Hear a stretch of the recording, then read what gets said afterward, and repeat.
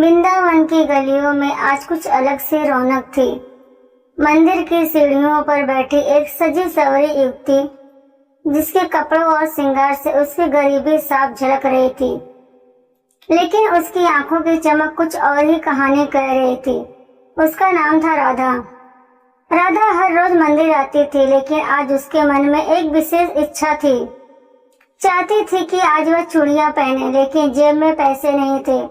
मंदिर के बाहर बैठा एक चूड़ी वाला आवाज लगा रहा था, नीली हरी गुलाबी चूड़ियां ले लो, हर हाथ की पहचान। राधा वहीं खड़ी रही, बस चुपचाप देखती रही। तभी चूड़ी वाला उसके पास आया और बोला, बहन जी, चूड़ियां देख ले, बहुत प्यारी हैं। राधा ने मुस्कुराते हुए सिर झुका लिया। भैया देख तो रही हूँ, पर खरीदने के पैसे नहीं। चूड़ी वाला कुछ देर चुप रहा, फिर बोला, राधा रानी को चूड़ियां तोहफे में दी जाएं, ये भी तो सौभाग्य की बात है। और उसने अपनी सबसे सुंदर हरी चूड़ियां राधा को पहना दी। राधा की आंखों में आंसू आ गए। भैया, कभी पैसे हुए तो जरूर लौटाऊंगी। चूड़ी वाला मुस्कुराकर बोला, राधा रानी की सेवा का सौभाग्य हर किसी को नहीं मिलता। उस दिन के बाद राधा की जिंदगी बदल गई। मंदिर में उसकी सादगी और सेवा भाव सबको भाने लगा। जो भी भक्त आता, राधा उसके लिए जल लाती, फूल चढ़ाती और पूरे मन से सेवा करती। एक दिन नगर के सबसे बड़े सेठ जी मंदिर आए। उम्र ढल चुकी थी, लेकिन आंखों में अब भी उम्मीद की चमक थी। उन्होंने राधा को सेवा करते हुए देखा और सेठ जी ने पुजारी से पूछा, ये लड़की कौन है? पुजारी बोले, राधा है, गरीब है लेकिन सेवा में किसी से कम नहीं। सेठ जी ने राधा को पास बुलाया, बेटी, घर में बेटे की तरह एक लड़की की जरूरत है, जो हमारे बुढ़ापे में हमें सहारा दे। तू क्या हमारे घर की बेटी बनना चाहेगी?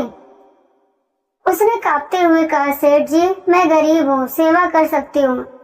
बेटी बनने का सौभाग्य मुझे मिला तो खुद को धन्य समझूंगी। सेठ जी ने उसका हाथ थाम कर कहा, हमारा घर सिर्फ ईंट पत्थर का है, उसे बेटे की ममता चाहिए और वो तुमसे ही मिल सकती है। राधा स्तब्ध रह गई, आंखें छलक आई। उसने आकाश की ओर देखा और अपने हाथ की हरी चूड़ियों को छुआ। ये वही हरी चूड़ियां थी जो उस दिन चूड़ी वाले ने उसे पहनाया था। राधा अब उस बड़े हवेली जैसे घर की रौनक बन गई।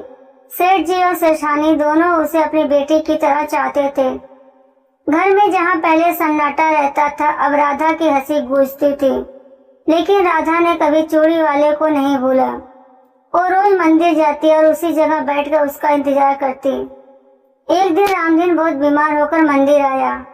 वो अब बूढ़ा और थका हुआ था। राधा भागकर उसके पास गई, अपने आंचल से उसका चेहरा पोंछा और कहा, भैया, आपकी दी हुई चूड़ियों ने मुझे माँ बाप, घर और पहचान दी।